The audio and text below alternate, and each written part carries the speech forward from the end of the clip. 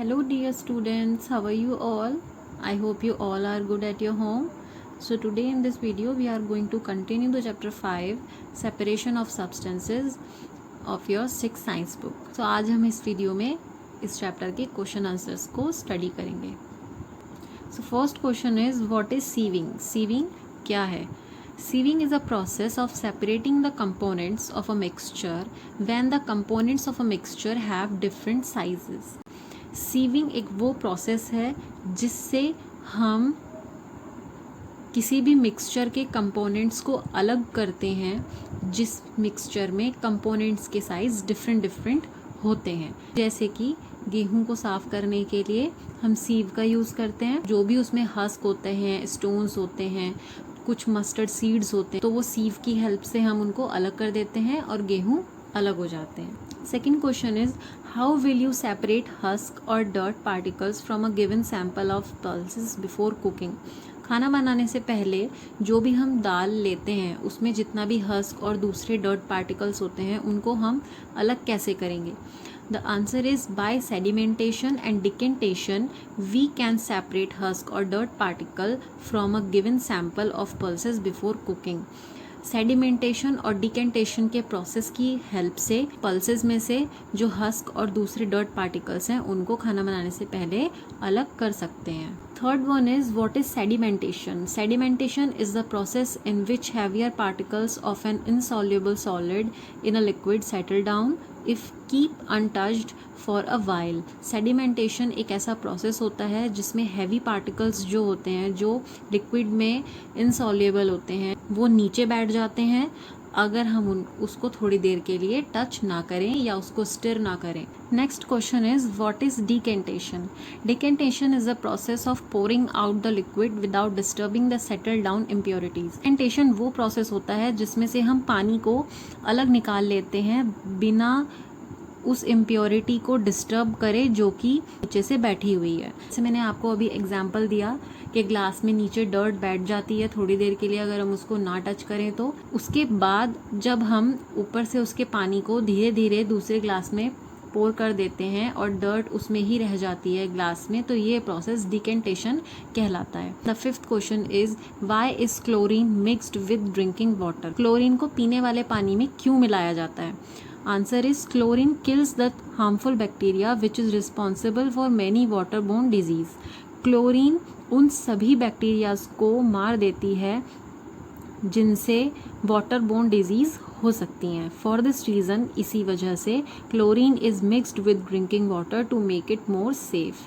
पीने के पानी में क्लोरीन को मिलाया जाता है ताकि इसे और भी ज़्यादा सेफ बनाया जा सके.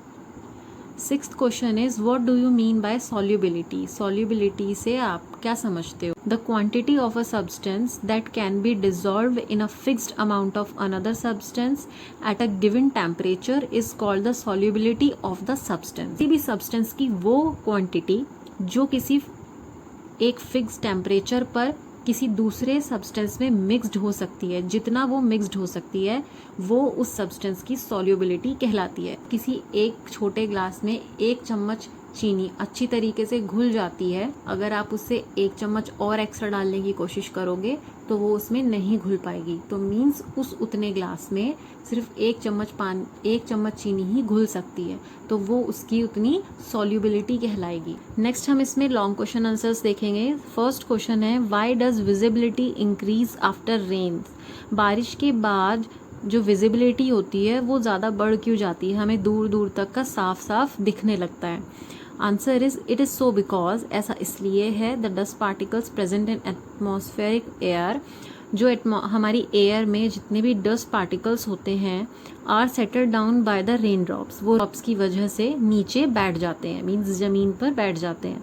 There being no dust in the atmosphere. Atmosphere में डस्ट ना होने की वजह से आफ्टर रेन्स, बारिश के बाद, makes our visibility much better and to a larger distance. तो हमारी जो विजिबिलिटी होती है वो हाँ बहुत अच्छी हो जाती है और हम काफ़ी डिस्टेंस से देख सकते हैं क्योंकि जो आसमान बिल्कुल क्लीन हो जाता है. Second question is how common salt is obtain from sea water.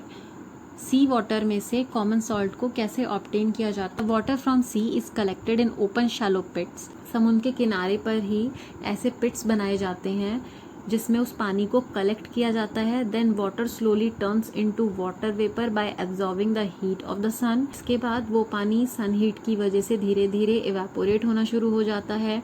When the whole water evaporates, जब पूरी तरीके से पानी सारा इवेपोरेट हो जाता है, the solid salt left behind, तो जो उसके पीछे सॉलिड सॉल्ट ही बच जाता है। Common salt is obtain from the mixture of salts by further purification. फिर उस सॉल्ट को दूसरे सॉल्ट्स के साथ प्यूरिफाई करने के बाद हमको कॉमन सॉल्ट मिल जाता है। Why air and soil are considered mixtures? Air and soil को मिक्सचर्स क्यों कंसीडर किया जाता है? तो आंसर है air comprises of a number of gases like oxygen, nitrogen, argon etcetera. Air के अंदर बहुत सी गैसेज होती हैं, जैसे कि ऑक्सीजन है, नाइट्रोजन है, और भी बहुत सारी गैसेज होती हैं।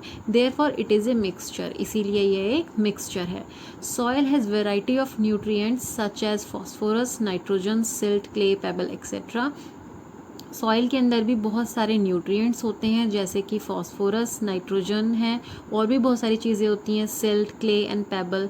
Therefore soil two is a mixture, इसलिए सॉइल भी एक मिक्सचर ही कंसीडर किया जाता है। सो स्टूडेंट्स, आई होप आपको इस वीडियो की हेल्प से इस चैप्टर के क्वेश्चन आंसर्स अच्छे से समझ में आए होंगे और आप इन्हें अच्छे से लर्न भी कर पाएंगे।